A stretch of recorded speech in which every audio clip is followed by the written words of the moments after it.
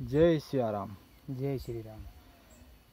आमे गोटे जिनस आलोचना करवा जे ठाकुरंकर जो पूजार विधान रही विधि रही तो आम हिंदू सनातन शास्त्र मत अनुसार विभिन्न प्रकार रही।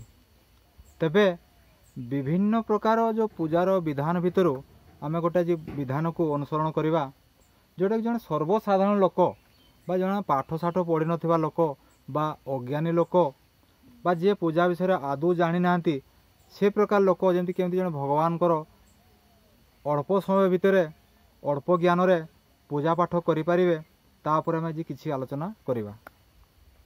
तेबे पूजा घर को जिते प्रवेश करुचु पूजा घरे आमको केतोटी जिनस को ध्यान देवाई पड़ो ना कौन जो आप पूजा घरे पशुंट पूजा घरे केतोटी जिनसर आवश्यक रही जोटा कि धरतु सिंदूर टिके है कि चंदन टिके है कि आपणकर धूप टिके है दीप टिके है कि घीओ टिके है कि शंख टिके है से पूजा घरे किसी ना भी आमर हिंदू सनातन मत अनुसार रामायण बहीटे थी कि गीता भागवत बहीटे थी कि माने हनुमान चालीसाटे थी कि श्रीरामचरित मानस बहीटे थी किंबा सर्वशेष पूजा विधि बही टिक भी थी।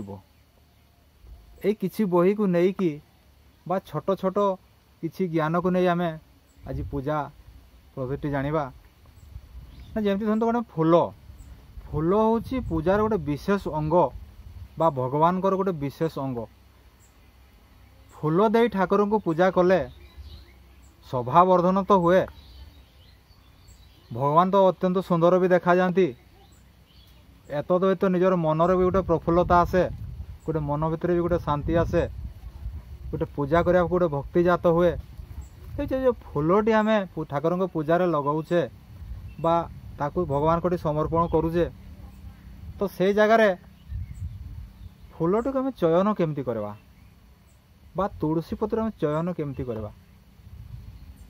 प्रत्येक मासरे देखिए प्रत्येक मासरे अमावास्या पूर्णिमा संक्रांति आ चतुर्दशी किसी ना सर्वनिम्न यही 4टी दिन में तुलसी पत्र को आदौ चयन करंतु नहीं बा छिंडातु नहीं कारण यही 4 दिन जब आप तुलसी पत्र को छिंडाउछंती ताले भगवान विष्णुंकर बेक को मोड़वा सहित समान बोली शास्त्र प्रमाणित कर। जय सियाराम। जय श्री राम। तेणु आपण मैंने चेष्टा करेंगे जे तुलसी काली धरतु आपंकर अमावास्या अच्छी कि पूर्णिमा अच्छी कि संक्रांति अच्छी कि चतुर्दशी अच्छी आप गोटे दिन पूर्वर ही से बेलपत्र को चयन करूँ एवं किसी गंगा जड़ हो कि खाली सफा जड़ ताकू पकईकी रखु तार दिन ताकू पूजा व्यवहार करें। ठीक है शंख जब आप शंखटे रोचे दक्षिणवर्ती शंखटे थिले तो बहुत भल कथा जदि ना साधारण शंखटे भी अत्यंत शुभ कारण जोठी शंख अच्छी सेठी माँ लक्ष्मी अच्छा जोठी शंख अच्छी से भगवान विष्णु अच्छा अर्थात माँ जोटी होती बापा भी सेठी अच्छा माँ लक्ष्मी जदि अच्छा बापा भगवान विष्णु भी सेठी ही अच्छा तेणु प्रत्येक घरे लक्ष्मी नारायण फोटोटी भी रहा निहाती आवश्यक कारण धर्म आ धन मनुष्य जीवन में अत्यंत आवश्यक खाली धर्म हेले भी संसार जन लोक चढ़ी पारे ना जदि खाली धन पाखे थाए ताहले भी से संसार ठीक भाव चढ़ी पारे ना कारण दीटी उभयंकर परिपूरक अटंती अर्थात पिता माता दुईज आम निहाती आवश्यक अटंती। तेणु तुलसी कथा तो मुझे संक्षेप किसी कहली तापर बेलपत्र कथा आज्ञा जदि महादेव को आप बेलपत्रटे दौरान कौन मंदिर जब महादेव बेलपत्रटे दौरान देखिए जमी से बेलपत्रटी 30 शाखा बेलपत्र हो प्रथमत द्वितीय से कौन प्रकार माने पोकजोक से पत्र को काटी नथिबे बा कणा छिड़ाफटा हो नथिबो कि साप चिन्ह नथिबो देखिए गोटे धड़ा रंग गोल गोल होगी गोटे चिन्ह था जोटा आम साप चिन्ह बोली कही था से साप चिन्हटी थी पत्र को केवे महादेव उपर चढ़ेबे नहीं कारण महादेव माने त्रितापहारी अटंती अथा कौन ना समस्ते ये जो बेलपत्रटी महादेव चढ़ाऊे सतरज तमर अधिकारी जो महादेव अटंती से त्रिताप को से हरण करती अर्थात बेलपत्र महादेव उपर चढ़ेले महादेव अत्यंत संतुष्ट होती आ से भक्त विशेष कृपा भी करिथांती। तेणु बेलपत्रटी भी महादेव निश्चयत चढ़ातु किंतु बेलपत्र कौन करेंगे ना बेलपत्र केवे भी अगाधुआ छिंडातु नहीं गाधे सारी ताकू छिंडातु एवं ता अग डेम्फटी को भांगी महादेव उपर चढ़ातु। हर हर महादेव। तापर आ गोटे कथा होची कोन आपण धड़ा चंदन भी लगे पारे देवादेवी अनुसार आपण नाली चंदन भी लगे पारे सेटा जो देवादेवी को जो प्रकार तार आवश्यक रही से आवश्यक अनुसार ताहाको अलग अलग भी आपण लगे पारे। जय सिया राम। जय श्री राम। ये तो भगवान प्रिय वस्तु कौनटा ना से फूल ना फूल को आपण केबे पूर्वर छिंडे की रखंतु ना। बहुत लोक मु देखी जे बहुत लोक मते प्रश्न भी करती जे कढ़ को बहुत लोग छिंडे की पूर्व दिन ही रखि था कारण सकाल जो शुई उठते ना सज्जा त्याग पूर्व लोक मैंने बाड़ी से फूल को छिंडे की नहीं जाती तेणु से कौन करती ना जो दिन तार जो सकाଳେ फूलटी फुटे सन्ध्या से कढ़ को छिड़ाती कि ताहा शुभंकर नुहे बा भल नुहे। 2 ରୁ 3ଟି फूल अच्छी जार कढ़ को आम पूर्व दिन छिंडे रखिपार जमी गोटे हूँ कौन ना पद्म कढ़ ना पद्म कढ़ को आप आगु छिंडे रखिदे पानी देके रखी तार दिन पूजा करेंगे। आ गोटे हूँ कौन ना चंपा फूलर कढ़ बा चंपा फूल को भी आप पूर्व छिंडे रखिथे। आ तृतीय हूँ कौन शेफाड़ी फूल को भी पूर्व छिंडे रखिथे तार दिन पूजार लगे पारे। तेबे आपड़ जो फूल को चयन करुँच छिंडौंट फूल को चेष्टा करूँ सर्वदा अगाधुआ छिंडापी कारण गाधे की जो फूलटी आम भगवान पाखे लगाऊँ ता विशेष शुभप्रद हो न था शास्त्र मत अनुसार। तेणु शास्त्र मत अनुसार जेहेतु आम जगतटा चली शास्त्र मत अनुसार जमी समस्त जमी चलुँच तेणु आमको अनुसरण करने को पड़ो। तेबे किछि फूल अच्छी जो फूल जब तले पड़ जाइथिबो झड़ी जाइथिबो ता से फूल पूजारे लागे नाही अर्थात तले पड़िथिबा फूल आ झड़ी पड़िथिबा फूल भगवान पूजारे लागे नाही। किंतु 2टी फूल अच्छी जोटा कि शेफाड़ी फूल आ होची बौड़ फूल ए 2टी फूल जब आपे खसी पड़ो तले ताले पूजार लगी पड़ो कि झड़ी पड़ता फूल सी भी पूजारे लगी पार। आ 2टी पत्र अच्छी से गछ उपर थिले भी से पूजार लगती गछ तले पड़े भी से पूजार लगती ना से 2टी पत्र कौन 2टी गछ कौन ना गोटे हूँ भगवान विष्णु को अत्यंत प्रिय गछ जो तुलसी गछ आ महादेवंकर अत्यंत प्रिय गछ हूँ बेल वृक्ष बा बिल्व वृक्ष तो बेल गछर पत्र बा तुलसी गछर पत्र जो तले भी पड़ जाए ताको आप पूजारे लगे पारे कौन सी दोष त्रुटि नहीं। किंतु एतद व्यतीत अन्न तले पड़ता फूल बा झड़ी पड़ता फूल बा पत्र बा डाल को ठाकुर को पूजारे लगातु नहीं। आ जो आप तुलसी पत्र चूड़ मान छिंडौंट माने शुक्ल सफा वस्त्र परिधान पूर्वक शुद्धपूत हो तुलसी पत्र को चयन करंतु। आ ठीक से बेलपत्र को भी शुद्ध पवित्र हो स्नान पूर्वक बेलपत्र को चयन करंतु।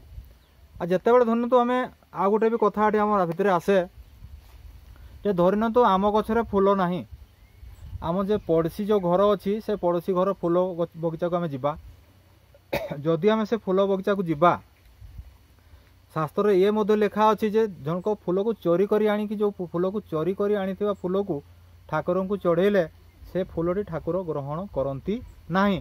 से जहाँ बाड़ी बा जहाँ गछर फूलटे पत्र डालटे आणवे से गछर बा से बाड़ीर जे मालिक होते पाखे गोटे आप अनुमति नियंतु जे मु किछि फूल पत्र नेवा को चाहूँगी आपन जदि मते अनुमति भिक्षा दियंतु फूलटे डालटे पत्र नहीं भगवान को चढ़ेबी ताले सेटा ठीक काम आप लगी पारिबो।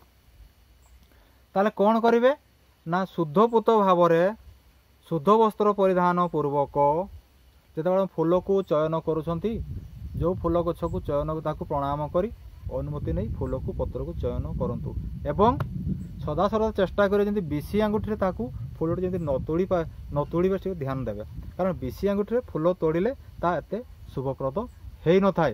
तेणु कौन करेंगे ना जो फूल आप तोड़ा जाऊँच मन को शांत रखी जमी मनरे क्रोध नथिबो विकार नथिबो मन पूरा शांत शुद्ध पवित्र थिबो ठीक से समय मन को शांति करी फूल हो बा पत्र हो बा डाल हो ताकू चयन करंतु। ताले एपरी भाव में जदि आपण फूल हो डाल हो पत्र भगवान को समर्पण करुँच आपण को पूजारे निश्चित भाव में सुखप्रद हो पारिबो ईश्वर कृपा बा सानिध्य भी आपण को ऊपर रही पारिबो। आ चोरी करिथिबा फलमूल हो कि डाल हो कि पत्र हो बा पुष्प हो ताकू केबे भी आपण भगवान पूजार आदौ लगातु नहीं କାରଣ ସେ ଜିନିଷ ଲଗାଇଲେ ତାହା କେବେ ବି ଶୁଭଙ୍କର ହେଇନଥାଏ।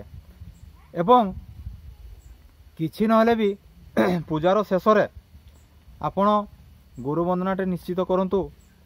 ଅଙ୍ଗନାଶ, ହୃଦାଦିନାଶ, ଜୀବନ୍ୟାସ କରନ୍ତୁ।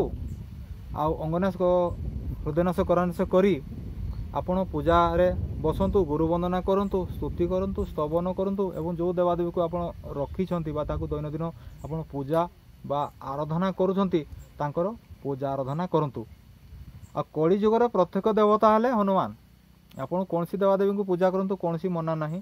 କିନ୍ତୁ ଯଦି ଆପଣଙ୍କ ଘରେ ସଦାସର୍ବଦା ବିପଦ ଲାଗିକି ରହିଛି ବା ସଙ୍କଟ ରହିଛି, ଆପଣ ଭାବୁଛନ୍ତି ଯେ ମୋ ଘରେ ସଦାସର୍ବଦା ଅମଙ୍ଗଳ ହେଉଛି, ମୁଁ ଯେତେ ଆୟ କଲେ ବି ମୋର ତାହା ଖର୍ଚ୍ଚ ହୋଇଯାଉଛି, ସାଂସାରିକ ଜୀବନରେ ସଦାସର୍ବଦା ଝଡ଼ ଝଞ୍ଝଟ ଲାଗି ରହିଛି ବା ଜଞ୍ଜାଳ ଲାଗି ରହିଛି, ଆପଣ କାହା ପାଖକୁ ଗଲେ କୌଣସି ସୁଖ ଶାନ୍ତି ପାଇପାରୁନାହାନ୍ତି, ତାହେଲେ ଆପଣ ପ୍ରତ୍ୟେକ ଦିନ ଶୁଦ୍ଧପୂତ ଭାବରେ ସକାଳ ଏବଂ ସନ୍ଧ୍ୟାବେଳେ ଧୂପଟେ ଦୀପଟେ ଜାଳି ପୂର୍ବ ଆଡ଼କୁ ହେଉ ବା ଉତ୍ତର ଆଡ଼କୁ ମୁଖ କରି ଶାନ୍ତ ଭାବରେ ଭଗବାନ ରାମଙ୍କର କିଛି ଗୁଣଗାନ କରି ବା ରାମସ୍ତୁତି ସ୍ତବନ ଗାନ କରି ରାମ ନାମକ ରୂପକ ଲଡ଼ୁକୁ ହନୁମାନଙ୍କୁ ପ୍ରଦାନ କରି ଆପଣ ହନୁମାନଙ୍କର 40ଟେ ପାଠ କରନ୍ତୁ।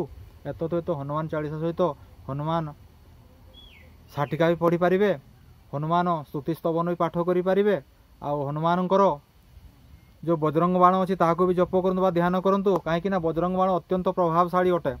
ନା ବଜରଙ୍ଗ ବାଣ ଯଦି ଆପଣ ଦୈନନ୍ଦିନ ପାଠ କରୁଛନ୍ତି ତାହେଲେ ବିଶେଷ କରି ମଙ୍ଗଳ ଗ୍ରହଙ୍କର ଅଶୁଭ ଦୃଷ୍ଟିରୁ ଆପଣ ରକ୍ଷା ପାଇପାରିବେ। ତାହେଲେ ମଙ୍ଗଳ ଗ୍ରହ ଆପଣଙ୍କର କେବେ ବି କୌଣସି ବିପଦରେ ଆପଣଙ୍କୁ ପକାଇ ପାରିବେ ନାହିଁ। ଅର୍ଥାତ୍ ବଜରଙ୍ଗ ବାଣ ପାଠ କଲେ ଜୀବନରେ ସମସ୍ତ ପ୍ରକାର ସୁଖ ଶାନ୍ତି ଐଶ୍ୱର୍ଯ୍ୟ ପ୍ରାପ୍ତି ହୋଇଥାଏ। ଏବଂ ଏ ବିଷୟରେ ଯଦି ଆପଣ ଆଉ ବି କିଛି ଜାଣିବା ପାଇଁ ଚାହୁଁଛନ୍ତି ତାହେଲେ ନିଶ୍ଚିତ କମେଣ୍ଟ କରନ୍ତୁ।